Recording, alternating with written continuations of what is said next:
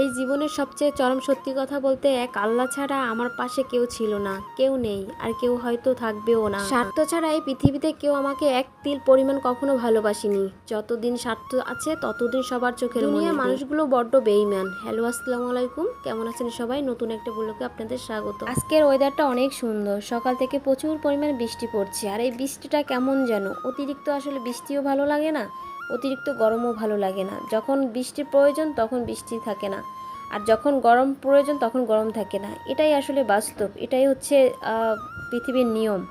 তো যাই হোক, আমি সকালবেলা ছাদে আসার পরে আমি একটা ভিডিও শ্যুট নিব।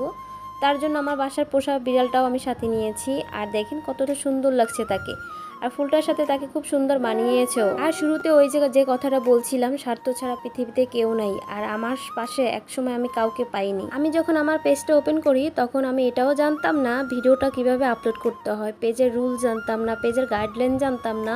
শখের বসে হুটহাট করে ইউটিউব দেখে আমি একটা ভিডিও আপলোড করলাম। এখন তো হাজার হাজার ফেসবুকে দেখা যায় রোগীর থেকে ডাক্তার বেশি। আর তখন আমি এরকম কাউকে পাইনি যে তার কাছে আমি একটু ক্লাস করব, কোর্স করে জানতে পারবো ভিডিও সম্পর্কে, ফেসবুক সম্পর্কে, গাইডলাইন সম্পর্কে। এরকম কেউই ছিল না তখন। তার সাথে বাসার কোনো সাপোর্ট পাই নাই, হাজবেন্ডের কোনো সাপোর্ট পাই নাই, বাপের বাড়ির লোকজনের কোনো সাপোর্ট পাই নাই। কিছু নিজের চেষ্টা এবং ঘাটাঘাটি করে আমি এত দূর এসেছি। আর কোনো কিছু জানার ইচ্ছা হলে আমি সবসময় ইউটিউবে সার্চ করতাম। আর এরকম করে করে আমি পেজে একটা দুইটা ভিডিও আপলোড করতাম। কখনো নিজের শখের কোনো একটা ভিডিও আপলোড করতাম, কখনো হচ্ছে যাইয়া দেখা যায় গাইডলাইনের বাইরে এরকমও ভিডিও আমি আপলোড করতাম, পোস্ট করতাম, মিউজিক লাগাতাম, কিছুই জানতাম না। অনেক সময় ওয়াজ মাহফিলও লাগাতাম, কিন্তু এগুলো হচ্ছে দেখা যায় ফেসবুকের গাইডলাইনের বাইরে, এগুলা তাদের রুলসে থাকে না। আর থাকলেও কিছু পদ্ধতি আছে, সেই পদ্ধতি ব্যবহার করে এগুলা ব্যবহার করতে হয়। একটা পেজ খোলা খুবই সহজ, একটা পেজ মেনটেন করা অনেক কঠিন, কারণ পেজে থাকে অনেক ধরনের রুলস, অনেক ধরনের গাইডলাইন। যেমন চাকরিতে বসে রুলস থাকে, এই পেজেও তেমন একটা রুলস থাকে, গাইডলাইন থাকে। আমি যখন যেটা আমার প্রয়োজন বা জানার ছিল সেটা আমি সবসময় ইউটিউব দেখে ঘাটাঘাটি করে আমি সবসময় সেই কাজগুলো করেছি। শুরুতে আমার পেজটা গ্রো করছিল না, ফলোয়ার ছিল না, ভিউ ছিল না, 100, 200, 500 এরকম করে ভিউ ছিল।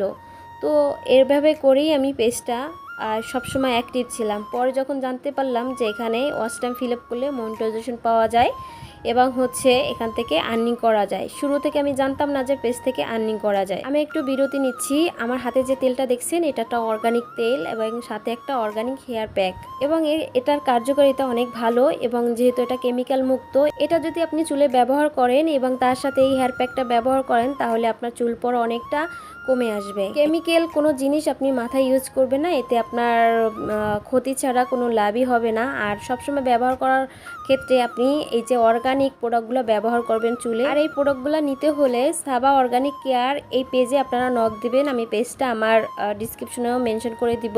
আর পরে যখন জানতে পারলাম যে পেজে মনিটাইজেশনটা পেতে হলে এখানে একটা টার্গেট ফিল আপ করতে হয়, সেটা হলো 5000 ফলোয়ার্স লাগবে, তার সাথে 60,000 ওয়াচ টাইম লাগবে। এটা কমপ্লিট করলে আপনি মনিটাইজেশনটা পাবেন। আর মনিটাইজেশন পাইলে আপনার ভিউর মাত্রই ইনকামটা তখন হচ্ছে লাইভ করে আমি ওয়াচ টাইমটা কমপ্লিট করছিলাম। ভিডিও দিয়ে কোনো প্রকারই ওয়াচ টাইমটা কমপ্লিট হচ্ছিল না। আর এই লাইভটা যখন আমি করতে যাই তখনই আমার নানান ধরনের কথাবার্তা আমার শুনতে হয় পারিবারিক থেকে এবং বাইরের লোকজন থেকে।